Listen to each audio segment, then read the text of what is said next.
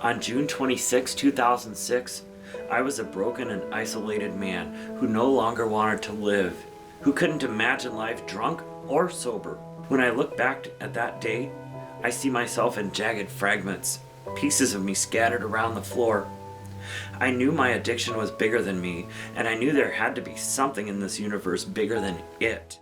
Running can't be the answer to my recovery because I'm gonna get injured, I'm gonna get hurt. The running might not always be there, but it is good therapy. And I find that at these races of ultra long distances, there are many people like me there.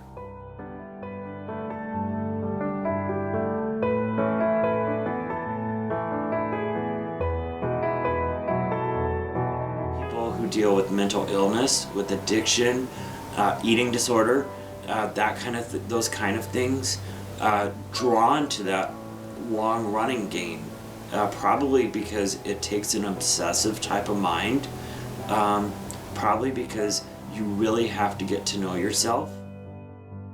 You really need to consider the difference between discomfort and pain if you want to get through it, I think. Because discomfort is something that's very acceptable and temporary.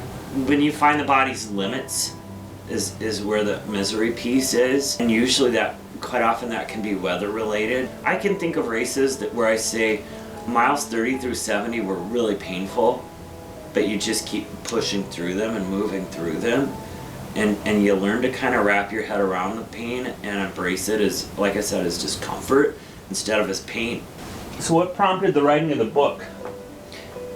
It's funny because you usually don't get good ideas when you're running 100-mile races. But when I was running the race in 2014, and I was just, as you're running, you talk to people, of course, other people running it, and I'm talking to a guy who, the week before, he was working with natives in the Amazon, or somebody else who's running it because of a dead friend or whatever, and I just thought everybody's got these, everybody running this thing is a novel unto itself. And I thought I need, and I like to document things. That's just something I like to do. I like to photograph, I like to write things down. And so I said, I need to tell some of these stories. But it was writing about things that I loved, and a lot of times it was traveling to places and running with people, getting to know them. And if we're gonna get to know each other, let's go for a run and talk while we're running.